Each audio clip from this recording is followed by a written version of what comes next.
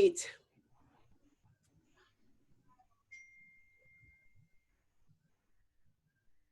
Great. All right. Hello, everybody. Hello. Hello. We're just Hello. hi. We're just bringing in everybody. Yeah, it's great to see so many familiar faces and new names and faces. I'm just inviting everybody, and then I will go ahead and start. I see a couple of people are connecting. It's exciting.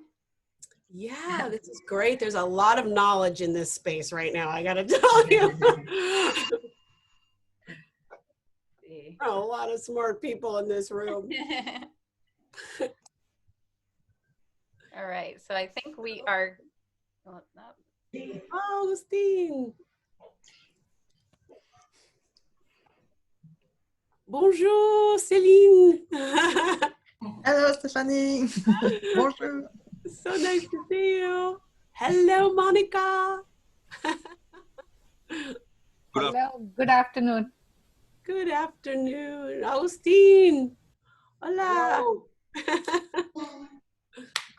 Oh, this is so cool.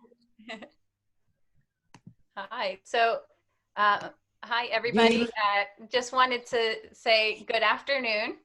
My name is Jillian Avendano, and I'm the Program Director for FIU Center for International Business Education and Research. And I'd like to thank you all for joining us today for our first webinar in our International Content Expansion Series. The topic of today's webinar is Collaborative Online International Learning as a creative way of bringing the world to your classroom. We're lucky to be joined by FIU's very own Dr. Stephanie Doscher, who's been the leader in the Coil initiative at our university. And we also welcome Professor Claudia Lau from FIU's Asian Studies Department and Professor Paula Rodriguez Granato, who joins us from FATEC in Brazil. She works in international business and as well as trade. And they have had the opportunity to work together, and we're lucky because they're going to share today a little bit about their experience. At the end of the webinar, we have some time scheduled for question and answers, but feel free to write your questions in the comment section and we'll try to answer them as they come in. And without further ado, I will pass the baton over to Dr. Stephanie Doscher, and we can get started. That's great. Thank you, Jillian. And thank you so much to Claudia and Paula, and to everyone that's joining us today. This is wonderful. We are very, very passionate about this work. So get ready to experience that passion. And we're so passionate about it that we really want to facilitate connection making constantly. So if we could just ask, would you go ahead and in the chat right now, just kind of introduce yourself, who you are, just your name, maybe your position and your institution, what country you're coming from, because we could make Coil connections today. Like this could happen right now. So that's, let's get it going. So just go ahead and start saying hello, and in your, you can also start saying hello in whatever language you like. So feel free to do that as we get started today. So I'm going to share my screen with you because I have some words and some images. Let me move some things over. Oops. I should have centered it prior. All right, there we go. So I just want to get started today thinking about the context for Coil, for collaborative online international learning. Why do we do it? And even why is it so important right now? So when I start talking about the concept of internationalization or global learning, I like to use a very, very old story that comes from the Indian subcontinent that may be already quite familiar to you. You may have already heard of the story of the blind people and the elephant. So in this story, there are a group of people who lack sight, and they're all standing on by different parts of an elephant. And someone asks each person, what is an elephant? And the person who's standing by the ear, they're touching the ear, they're using the perspective that is available to them, and they're saying, oh, an ear is big and flat. I mean, not an ear, an elephant is big and flat like a sail. And if you ask the person that's by the tail, they'll say, oh, an elephant is long and thin like a rope. And if you ask the person that's standing by the leg, they'll say an elephant is rough and it's like a tree trunk. And each of those people is partially correct. An elephant does have all of those parts. But each of those people, from their limited perspective, do not have a sense of the entirety of the elephant.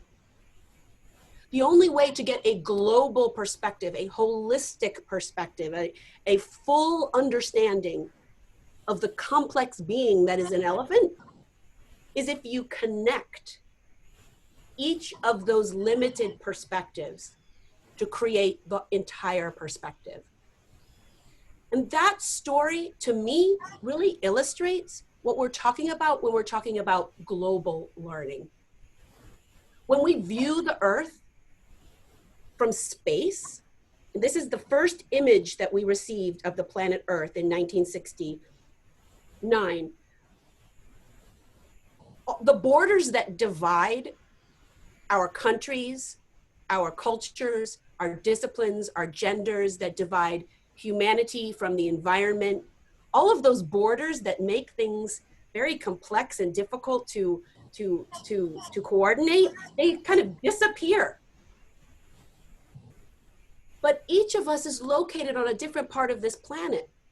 Each of us comes from a different cultural, disciplinary, gender, experiential perspective. We each have just a tiny piece of the puzzle.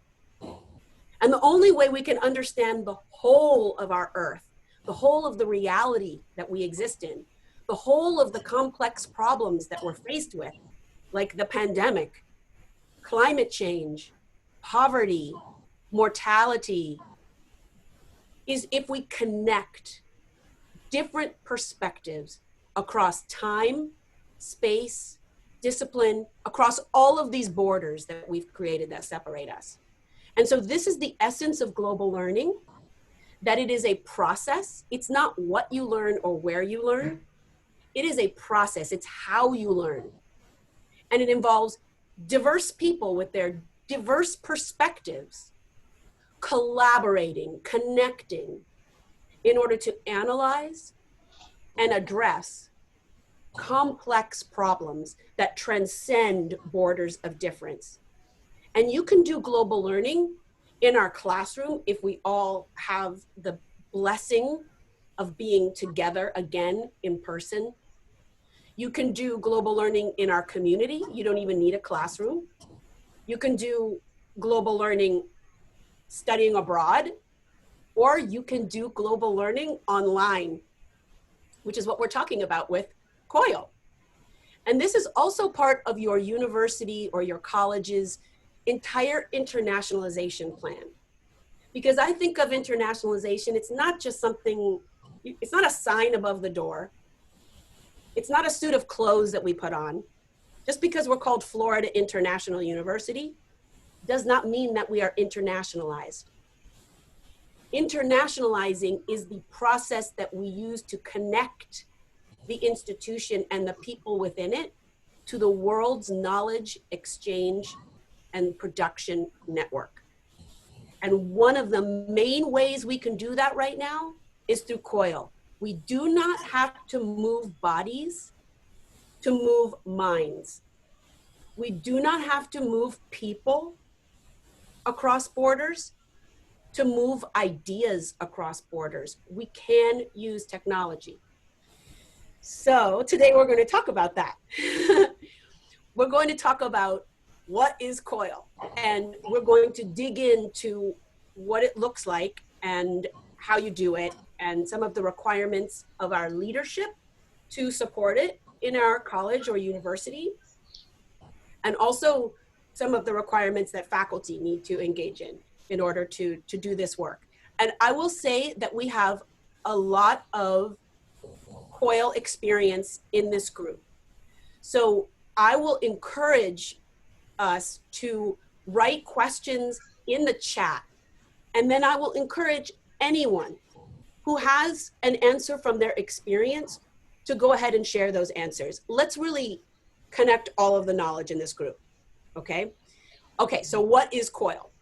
It's about connecting across borders. And we already talked about what we mean by borders: geographic, time, discipline, culture, gender, experience, any kind of border. We want to connect people who were previously disconnected. It involves synchronous work like we're doing right now, where we would be in the same place at the same time, using technology. We can use FaceTime, we can use Skype, we can have video and audio, or we can also kind of do synchronicity through texting and WhatsApp. We can be using a text-based ways to be synchronous. But it also can involve really asynchronous work. So you can have a Coil between students that are in Miami and Japan, where there's a 12 or 13-hour time difference. It's just how you design the work that students are doing. Coil can happen in new courses that you create, but more conveniently, it can be integrated into any existing course.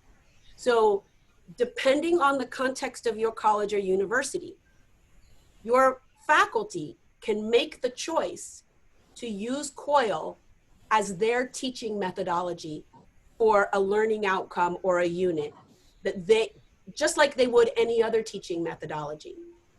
But we should be aware that in some colleges and universities and in some programs, we can't make those changes by ourselves as faculty. We do need to consult our programs, or we need to consult our faculty senate. So that's something to know, to be sensitive that the culture of education and curriculum is not the same in every institution, okay? The beauty of Coil also is that it balances intercultural competence and communication and teamwork, learning outcomes and goals, but also the outcomes of your discipline, of your course. It usually lasts 4 to 8 weeks. It can be longer, but we don't suggest having an interaction that is shorter than about 3 weeks, because you can't really do everything that we know is transformational in Coil design in less than 3 weeks. That's difficult. And I wrote almost any discipline, because maybe there's a discipline you can't do it in, but I think any discipline, in the pure sciences, in the applied sciences, in the pure social sciences and the applied, in the arts, in the humanities, we've seen it all. So that's what we think. Okay, I know I'm going a little fast, but we don't have a lot of time, and I do want to make sure that we do cover the information and that we have a chance to talk a little bit. So that was Coil at 60,000 feet. Now let's go down to Coil to more like 30,000 feet. We're getting closer to the earth. What is it? Like, what do you have to have? Okay, we're talking about 2 or more teachers that are teaching 2 or more cohorts of students. And these students could be enrolled in a course, or they could be doing it outside of a course as an added activity. That would be a possibility. But they're working with 2 or more groups of students. And these faculty and students are located in 2 or more institutions that are usually in 2 or more countries with different cultural mixes. Although we know that a country isn't, our nation isn't just one culture, but the students and the faculty are embedded in multiple cultures. And you can use one language to do the coil, where people are speaking the same language, or you can use multiple languages. Multilingual coils are happening all the time in Miami at FIU because we have students that speak multiple languages. We like that. But all of this diversity and multiplicity is being designed for one module with one set of shared goals, one set of shared questions or problems that we're grappling with, shared tasks, and the two or more professors are co-facilitating the students collaborating. So we're bringing all of this stuff together into a third space where people are really working together. And I think that this is the perfect time for Paola and Claudia to introduce themselves, because over the next few slides, we're going to have Paola and Claudia tell the story of their Coil relationship as examples of everything that I'm sharing with you. So maybe Paola, we could start with you. If you would just tell us who you are, what you teach, where you are, that would be great to get us started. Yeah. Me unmute. So hello, I'm Paula. I'm from Itapetininga, which is a small town in São Paulo in Brazil. And I've taught at FATEC for 10 years now, and in the Department of International Trade. So it's interesting because trade is all about international trade, is all about different cultures. And most of my students have never even left the town.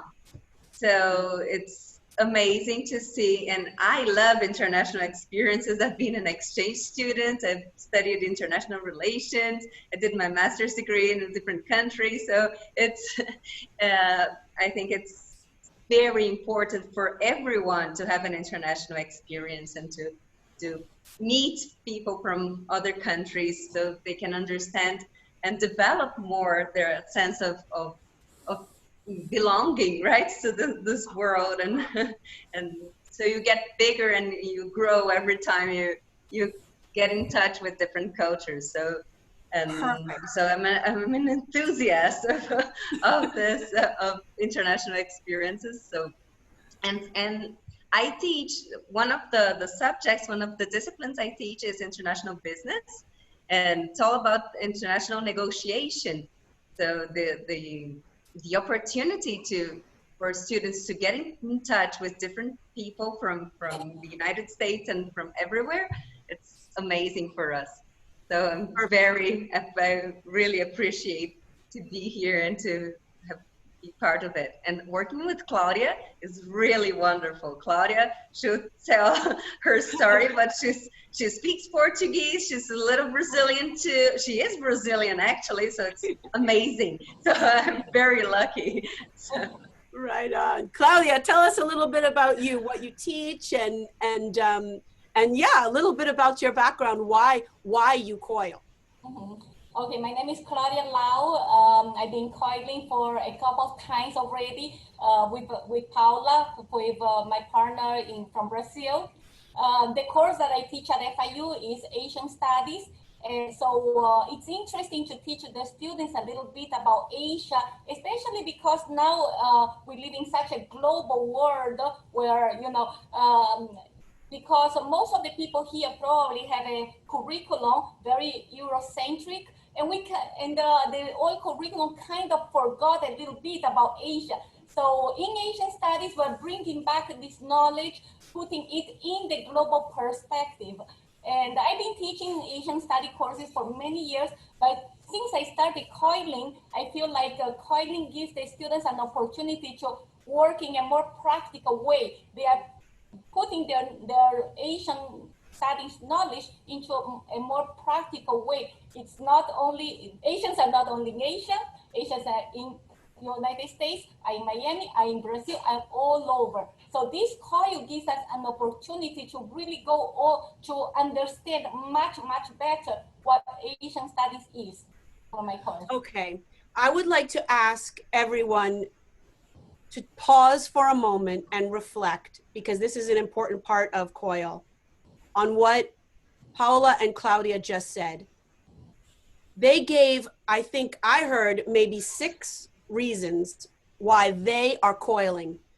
If you remember any of the reasons that they said, could you write those in the chat? Why did they say that they coil?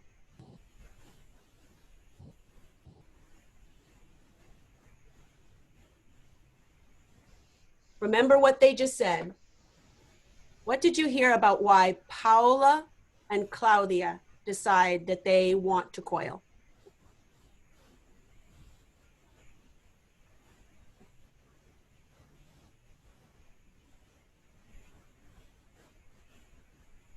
Everyone is really, there we go. Thank you. Students live in a small town. They don't have a lot of opportunity to connect with students abroad. To give learners a global perspective, a sense of belonging, exposure to new students. Absolutely. I remember hearing Paola saying that she had significant international experiences, so she wanted to bring her passion to the classroom. I remember Claudia talking about maybe not so much decolonizing the curriculum, maybe that's part of it, but decentering the curriculum from that Western focus. Yes, international trade, having never left the country, exactly. There's someone that was from Sherry, and Sherry Andre works with X Culture, which is a global business related, marketing related kind of Coil program. And the person who created that, Vastara, says, trying to teach someone international business without any international interaction is like trying to teach someone to swim without water. Yeah, so we have to do it. Yes, considering students' expectations, meeting students from other countries and cultures. Let me add another couple here. Practical opportunities to learn digital skills, teamwork skills, basic things like what's a time zone, how do you work in different time zones? What are the positives and negatives of things like Google Translate, right? And then another aspect for which for many of our students, especially at FIU and maybe for your institution, this is social capital. These are students meeting people around the world who could become their colleagues, whether they're undergraduate or graduate students, scholarly research colleagues, professional colleagues.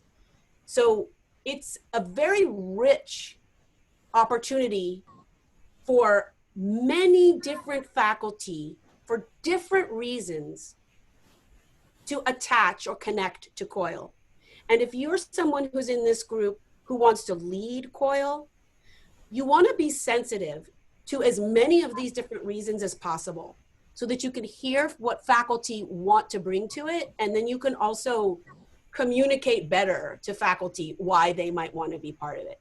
And it leaves many ways to open the door to lots of people.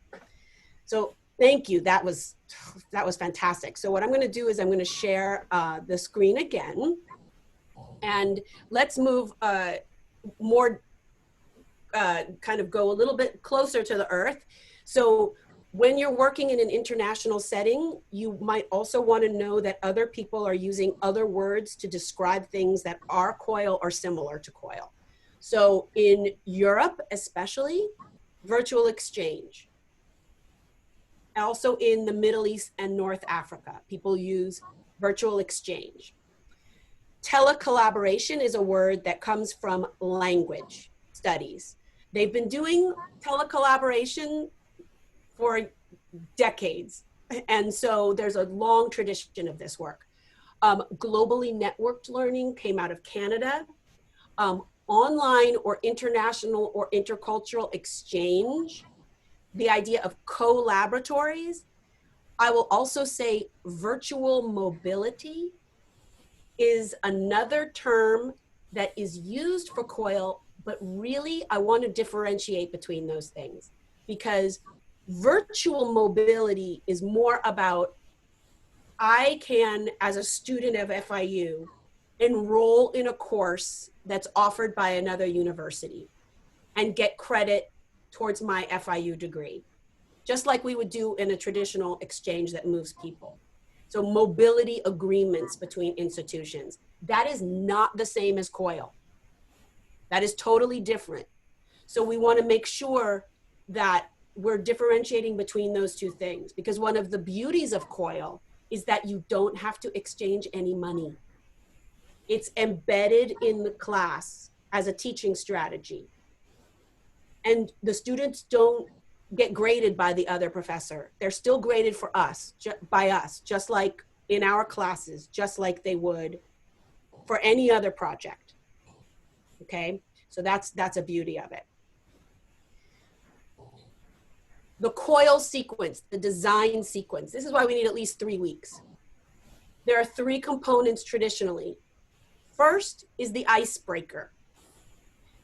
Rompehielo. I'm learning how to say icebreaker in many different languages. But the idea is these students are strangers.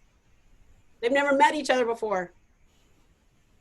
And they're only in 2 dimensions through the screen. So how do we make people 3-dimensional?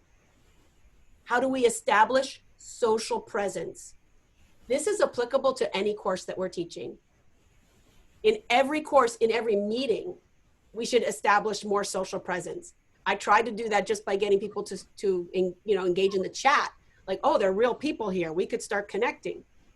So we have some kind of an activity that's an icebreaker activity. Then we have a collaborative task where the 2 or more professors are designing a task that neither side could do by themselves. That the diverse knowledge, skills, and perspectives of the students, they are bringing to the common problem, the common question, the common activity. And then there's the reflection. What was this like for me? What was hard? What did I learn? How do I need to improve?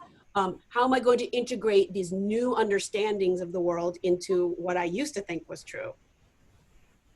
Yeah, so maybe if I could ask either Paola or Claudia, this we did not decide, would you just describe what you do for your icebreaker? Yeah. We usually ask the students to do a self-introductory video. And for some students, I mean, my experience is at the beginning, they're like, oh, we never did it. I mean, we may believe they are native digitally well in doing that, but not for many students. Actually, they never did a self-introductory video. And when I asked them to do it, they are at the beginning hesitant, but once they did it, they are so happy for being able to finish such a big, beautiful product. They make a self-introduction video. The partners from Brazil watch it and they make comments, and from there they start integrating and making lots and lots of conversations. Fantastic, fantastic. And do you grade the icebreaker? I grade mostly for what they have done. So at the end of the icebreaker, what I do is, I mean, they can interact as much as they want, and of course I encourage them to do it. They have to do a few things. Number 1, they have to do the video. Number 2, they have to make to interact. So at the end, they have to complete a little paper for me saying, did you do the video? Yes or no? Usually yes. Did you interact with your partners? What are their names? And what is the main thing that you learned from them? So in the icebreaker, usually they introduce their places. So they learn a lot from Itapetininga, Brazil. Beautiful place. delicious food, beautiful sceneries. In the video, many times the students will attach some pictures, some short videos. The food is amazing. So with this integration, students are like, I want to go to Brazil to try those food. Okay, fabulous. You just heard that, right, everybody? So anybody who is talking to folks in study abroad who are saying, wait a minute, we don't want to do COIL, because then students won't ever want to study abroad again. Why would they do study abroad if they can do COIL? It's the opposite. You know, from the beginning, students start saying, wow, I want to go to that place. I want to taste that food. I want to smell those flowers. I want to meet that person. I want to, and when I get off the plane, there's going to be someone there that I recognize. There could be a friend, right? And it can actually lower the anxiety for students that may feel like going so far would be out of reach for them, even when there's money. Because I hear a lot of people saying at other institutions, we have all kinds of money to send our students abroad, but not that many are applying for, and there are reasons that are way beyond what we may understand. So that's really exciting to hear. Thank you, Claudia. That was a super important point. So let me give you some more, let's look at some more examples, and then we're going to talk about, maybe then Claudia, you could talk about, after the next example, if you would talk about the collaborative task. Okay, so this is an example. So one thing that faculty ask a lot is, well, do you have to have the same disciplines, or can you do COIL with different disciplines? Because you heard that Claudia and Paula teach totally different disciplines. They have an overlap, but they're experts in very different things.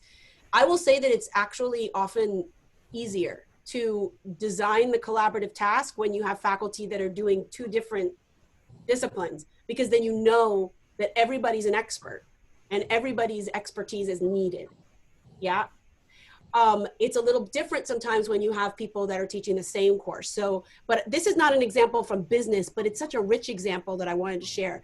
So these are two faculty that have known each other for 25 years as researchers, and your professors may already have potential partners that are interested in this work, but they've never taught together.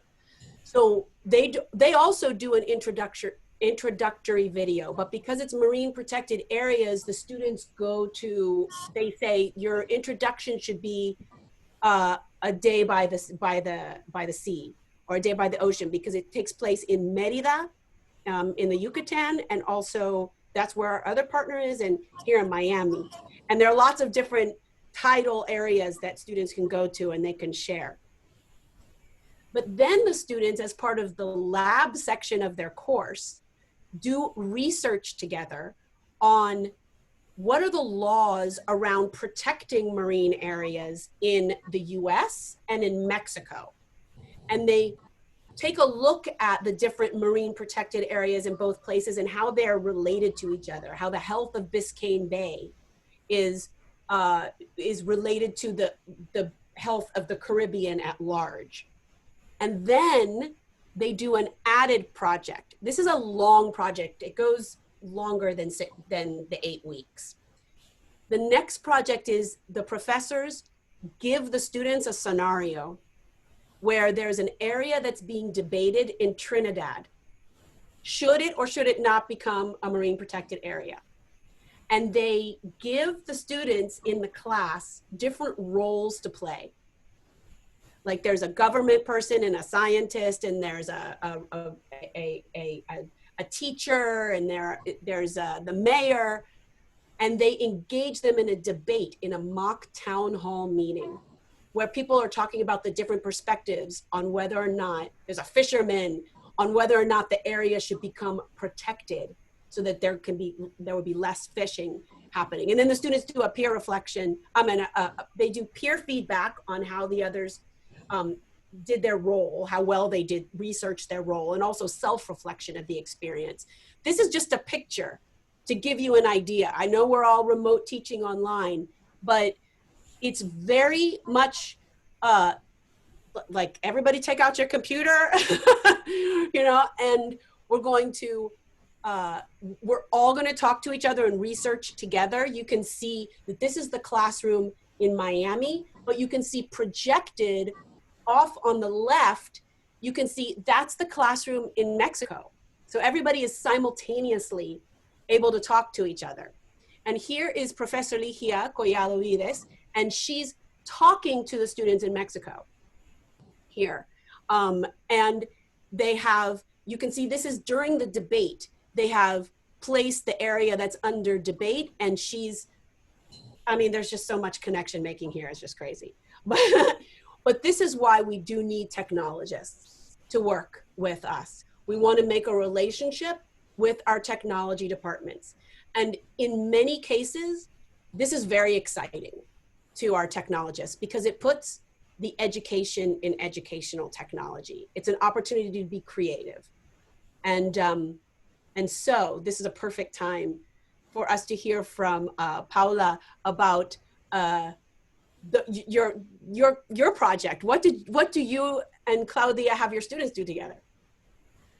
Well, since Claudia teaches Intro to East Asia, and my main concern is for them to learn about different cultures, my students.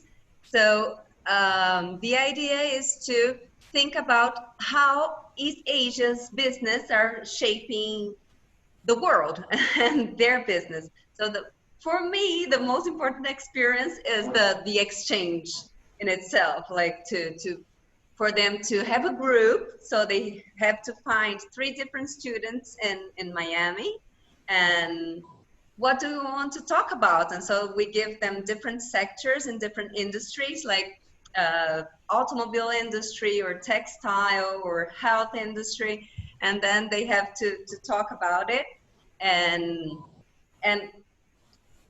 find out how it's done in Brazil and their presence, like East Asian companies' presence in Brazil and in the US. And then they talk about it. And fantastic. And they also exchange among the students many information, because let's say by the time they start working on it, my students, I tell them they are kind of experts in East Asia. So they know a lot about China, Japan, and Korea. And Paula students know a lot about internationalization, international business, and negotiation. So blending the two knowledge together, they come up with a project, and they make together a PowerPoint that they present to our class. Well, my students presented to me, and the PowerPoint is done collaboratively together. Okay, terrific. So I bet there are going to be some questions about that, like kind of nitpicking about the design of that.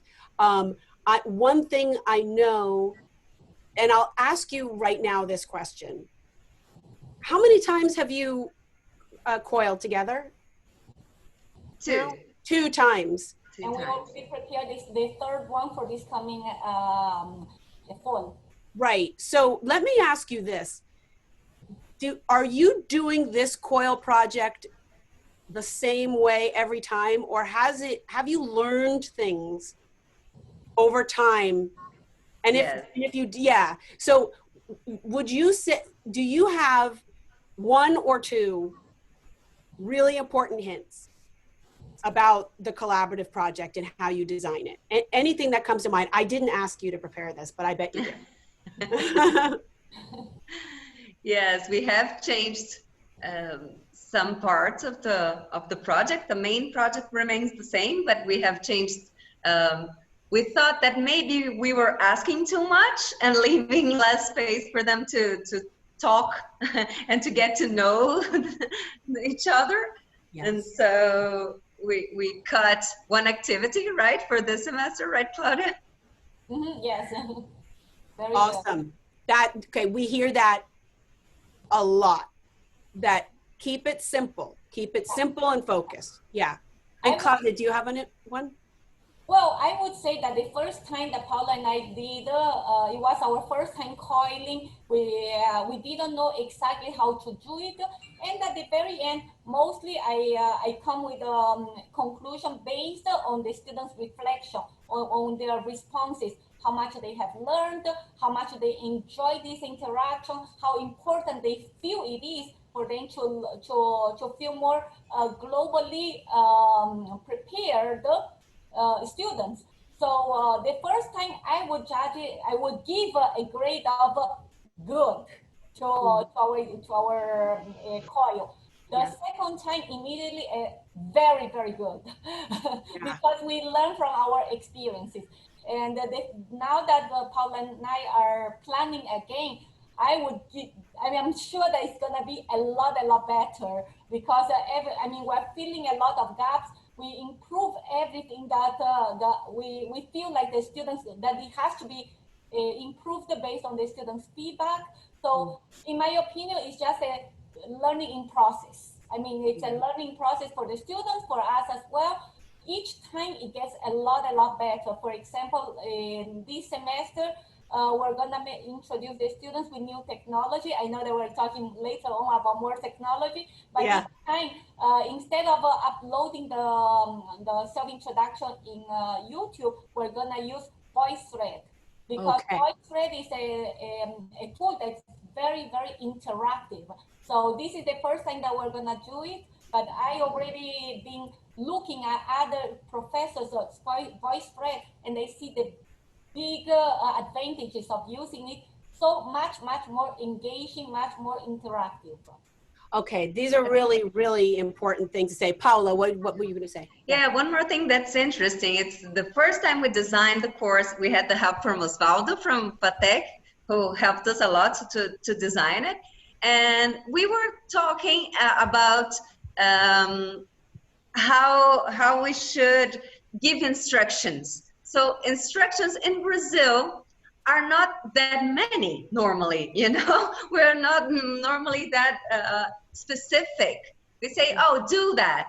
And since it was our first time, we didn't even know exactly do what exactly, you know? And now we are getting it a lot better, that we have to give specific instructions and say it like precisely so that they can interact better. Wow, this is like great stuff. I bet there are a lot of other faculty people. I know there are people on this call who have coiled before. And yes, this is probably, I think, one. So everything that you've said are some of the big things. People say, okay, we should do less. Less is more. And we should give more specific instructions. But it is a thin line that we have to walk, because we don't want to tell students, do it this way, and if it doesn't look like this, then you won't get a good grade. It's more like, this is the process we suggest that you use, and then the way it turns out, we want it to be very creative. We can say, these are the elements that we would like to see in your presentation, but you could use a film, or you could use a PowerPoint, or you can make it like a play, or you can do. So we want to give the criteria for excellence and design the instructions, but still leave room for a lot of creativity, because that's the reason why we're doing this. We want to produce new knowledge, not just reiterate, have students spit back to us what we already know. That is really important. And the other thing that you said, which is important, is that we learn, and that the first time we do COIL, it's going to be very time consuming, and it's not going to be perfect. We're going to have things that we're going to want to improve. And also, like, thank goodness Osvaldo was there to help you, Claudia and Paula, because I was new then too. And I learned from Osvaldo, like, how you do this stuff, and from you, how you do this stuff. And so since that first COIL, we're all evolving, and that's the way it happens at every college and university. Everybody evolves together, and we learn how to do it in our own special way. So I'm going to skip a couple slides, women, and because I also want to get right to what you just said, Claudia, about what students say. And there's not a ton of research out. Well, let's put it this way. I think there's more research out there on Coil than we realize, but there are different terms that are used to describe it. They're in different languages. And then also, they're not all in like a journal of virtual exchange. Although there is a journal of virtual exchange, they're in different disciplinary journals as well. And so it can sometimes be hard to find research numbers, traditional research that we can say, give to our senior international leaders or our provost to say, this is why we should do it. Research says we should do it.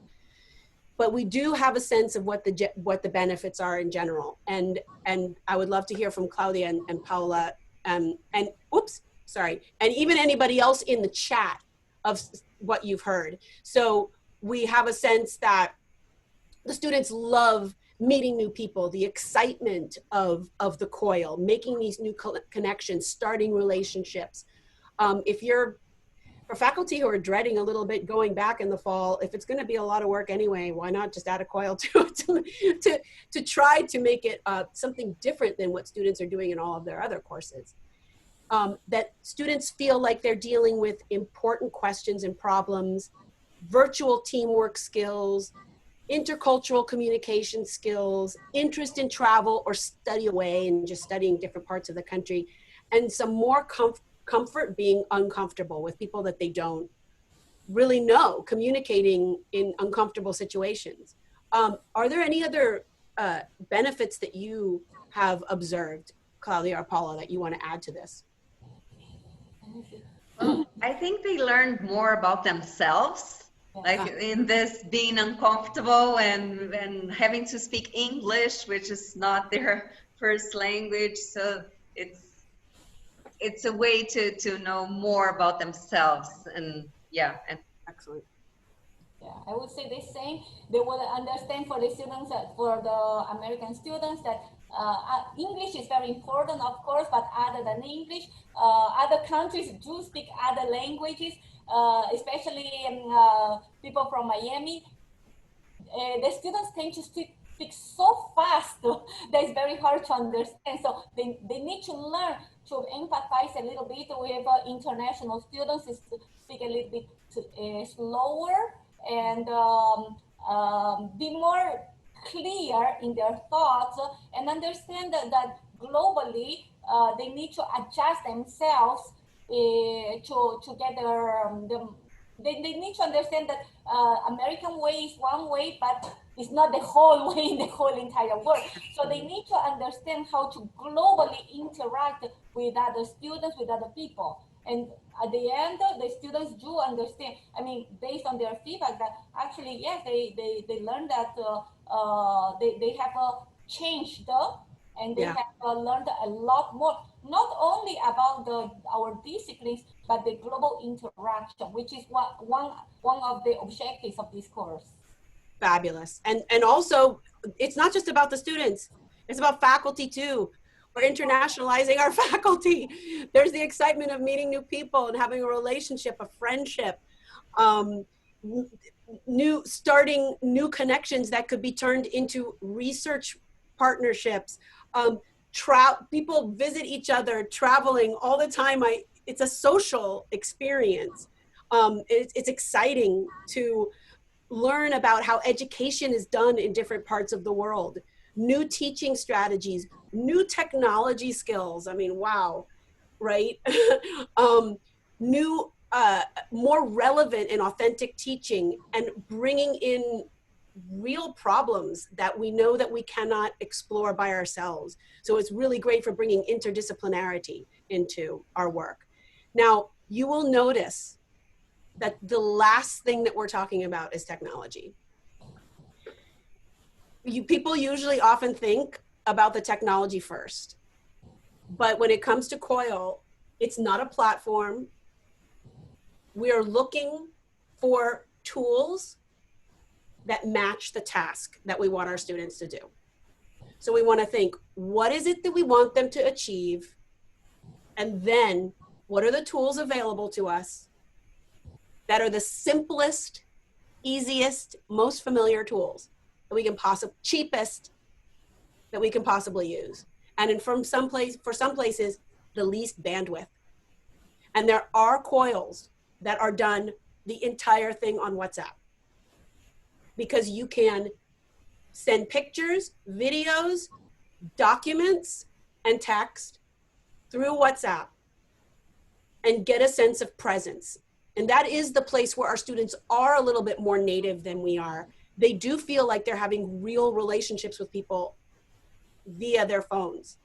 That's where they're more native. They're not native in really some of the more formal academic uses of technology, or even all the tools that are available to us out there to do this work. So here are just a few examples of the sorts of things that we can use, but we think about the purpose, which is in black, and then the tool after that.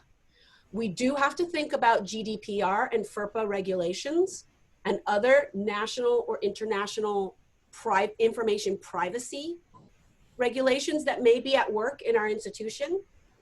We do not need an LMS, and we do not recommend that you use the LMS of one or the other institution.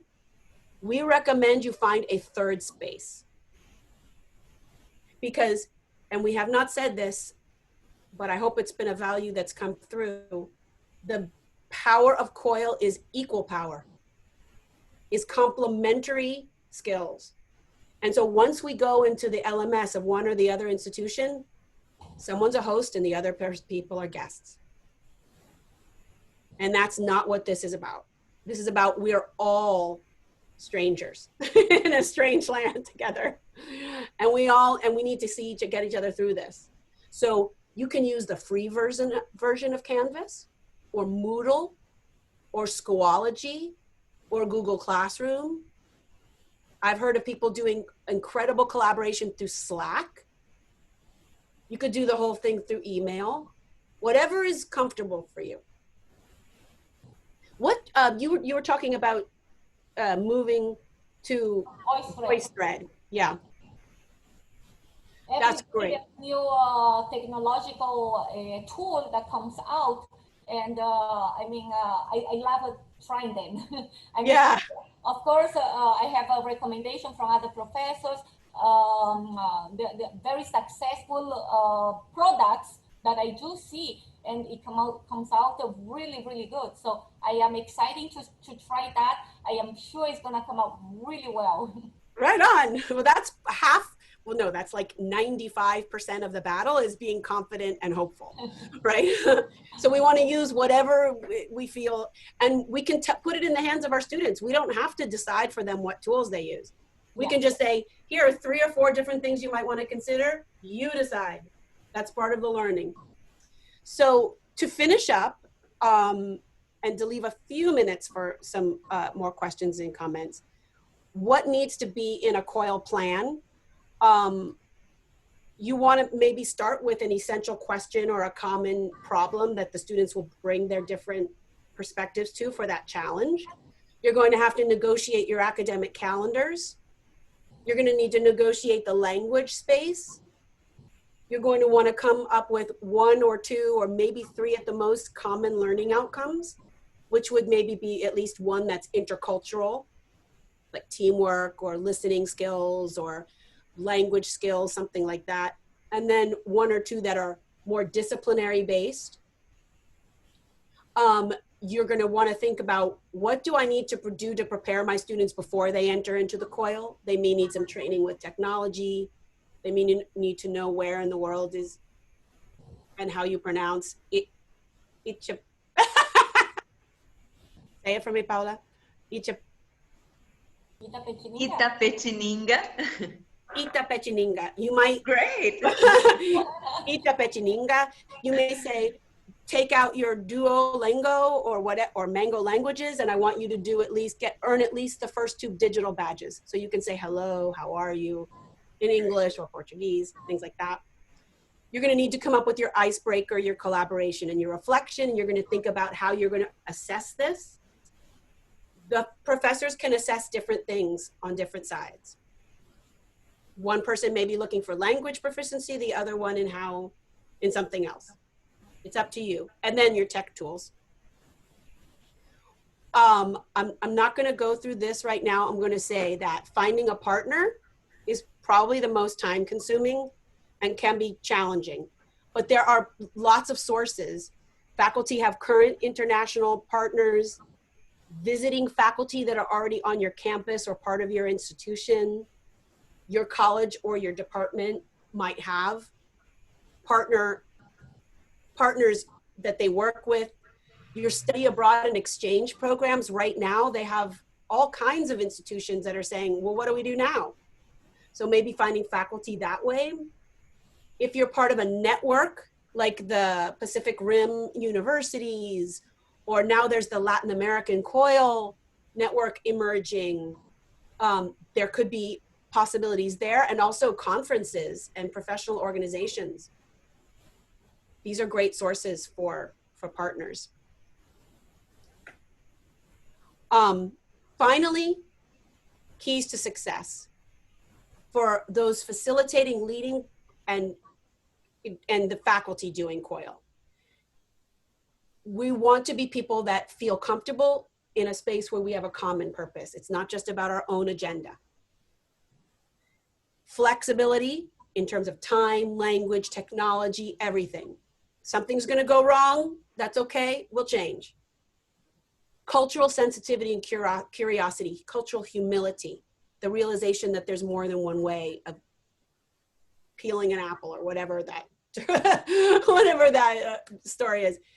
Responsibility and commitment, to know that there are people on the other side. We have to be responsive. If they write us an email, we need to write back immediately and really hold up our end of the bargain through continuous communication and managing our expectations, talking to each other about what is excellence, what do we expect from our students, what do we expect from each other, and coming up with a common sense of what we're going to do together that we could not do by ourselves, which is like what everybody needs to learn right now. That's my 2 cents.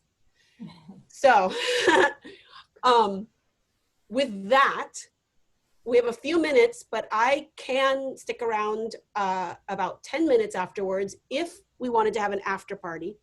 I don't know if Claudia or Paola can, but do we have anyone who would like to use the raise hand function or unmute to for any pressing questions that you wanted to ask at this juncture? Let's see. I think everybody's going, wow, that was a lot of information.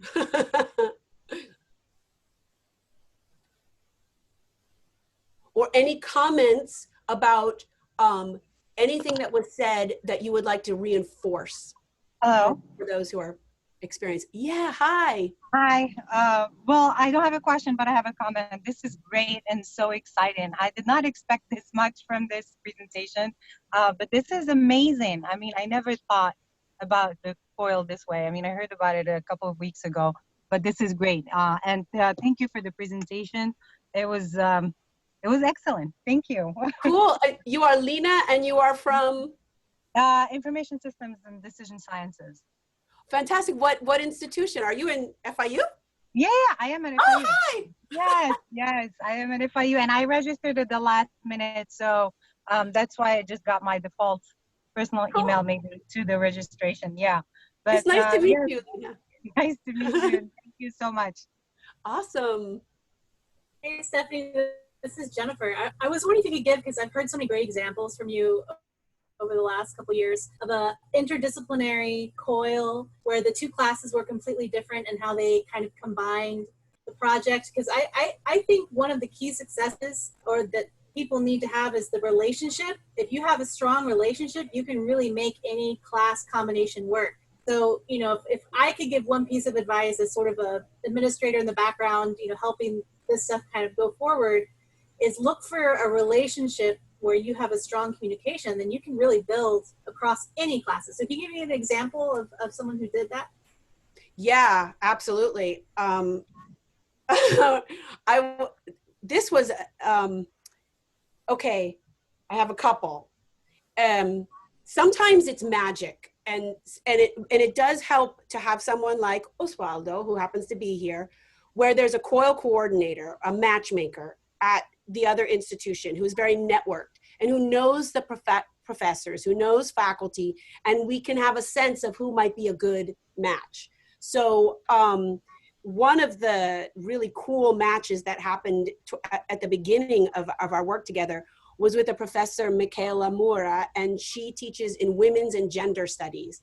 And we sent someone from FIU to FAUBI, which is the International Education Convention of Organization of Brazil.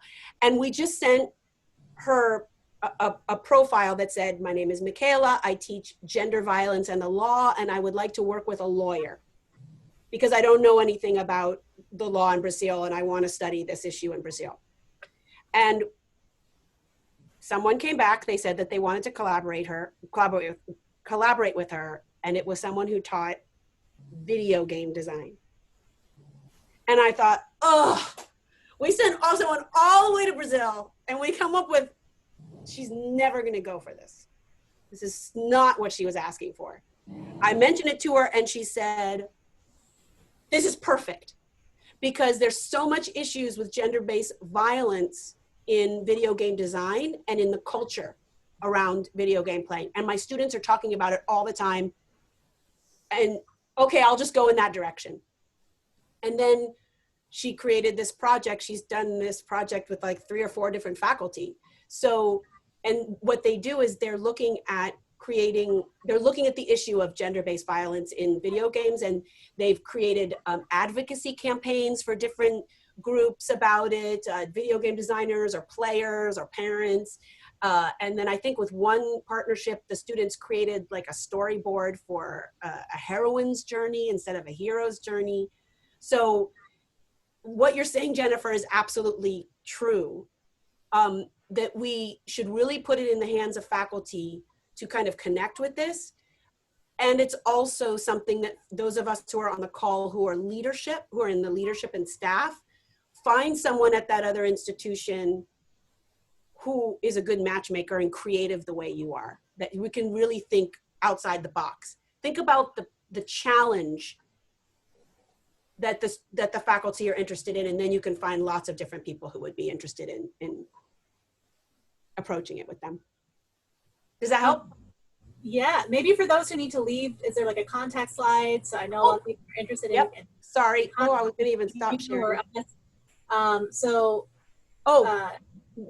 Okay, real quick. So on our website is this video. It's a 3-minute and 5-second video.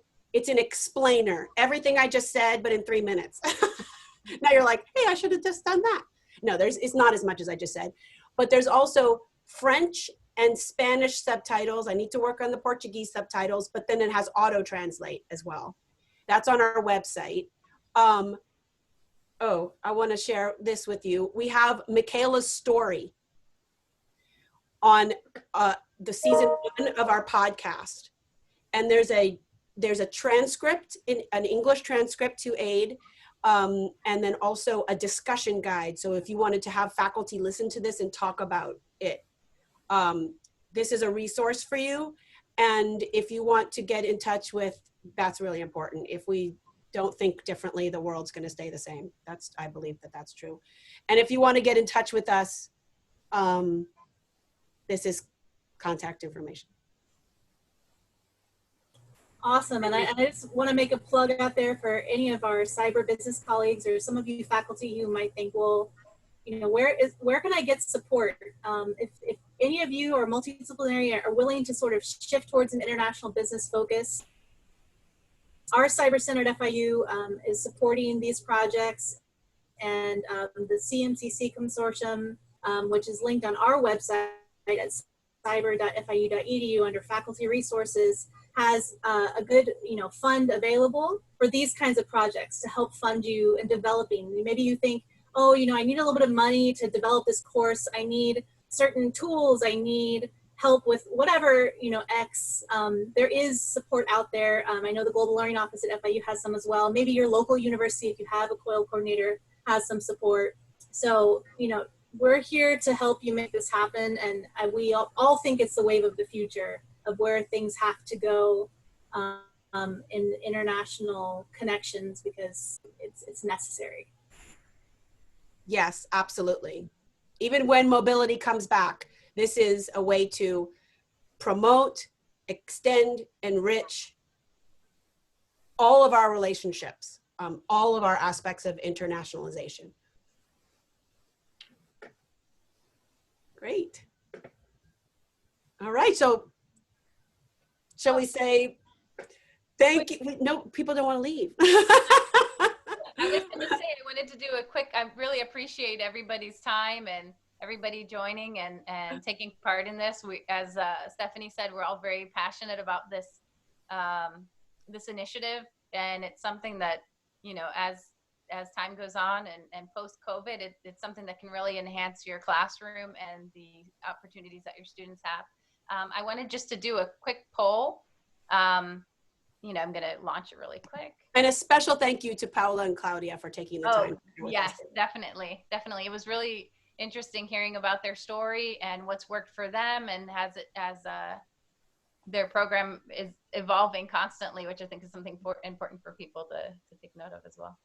Absolutely. So yeah, if you guys could just take a quick moment to answer a few questions, that would be really helpful for us. Oh, it says that they're not viewing Oh, no, they are viewing questions. Now, I was like, oh no, I pressed it. It's my first time doing a poll. I was afraid of oh, did not go through. There we go. There's yeah. Excellent. We hope that everyone has now learned a lot more about coiling and has really thought about it as an option for them in their courses. Oh, wow. People are into it. Exciting.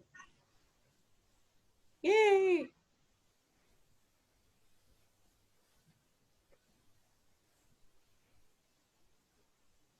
Maybe we Hello, everyone. Can I ask a question? Yeah. Let me introduce myself. I'm Julie Jingzhen from Politics and International Relations at FIU. Thank you for this webinar. It's very helpful and very informative. I haven't called it before, but now it really makes me tempted. I have a question that is this Coil mainly for undergraduate courses or also for graduate seminars?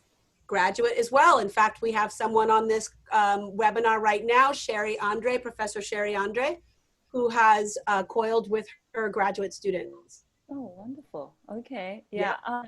And conducted research together. They conducted research together, market research. Am I right, Sherry? I don't want to misrepresent anything. Cool. The reason I asked is because I taught a course, China's economic engagement with Latin American countries in the summer. So I thought maybe a Coil with a professor in Latin American countries and introduce students, FIU students, to the students in Latin American countries will be wonderful. Will help them to develop some projects together. Absolutely. We have lots of partners that we could introduce you to, and look around for the right match for you, Julie. Okay, that's great. Thank you. Cool. Thank you, Jill. All right. So Jillian and Jennifer, do you want to do the formal kind of closure today? No, they don't. Sorry, I was trying to unmute. I don't know, Jennifer, did you want to say something? No, yeah, I just wanted to call everyone's attention to the chat. I did put links up to the resources that I just mentioned, both through our Cyber Center at FIU and through our consortium, the SCI Minority Serving Institution and Community College Consortium. Has a proposal open right now due September 1st. Now is a great time to apply for Coil type program development, and there are more funds out there as well. So, you know, don't be shy. And if you need help finding a partner, Stephanie is like the most amazing guru of partner matchmaking. So I'm sure she would love to help. And of course, FIU has lots of professors who would like to do it as well. So just putting that out there, and we are starting more webinar series on sort of international content expansion and globalizing your courses. So stay tuned for that as more will be coming out.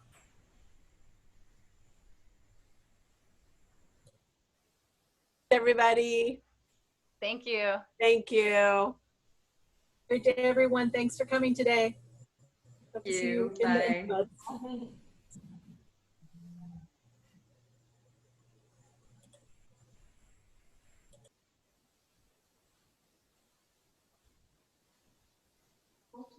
Is Jennifer still here? Oh, no, she went off. I think she has. Okay, okay. I'm gonna ring off, my friends. Thank you. All right. Very much.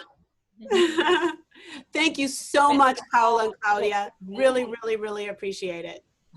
You were perfect. We really enjoyed doing that. I'm going to be asking you again. It was wonderful. Thank you. To my courses. Awesome, awesome. All right, well, I'm going to ring off because I have another Coil matchmaking meeting. Okay, bye. Thank you. Bye-bye. Bye.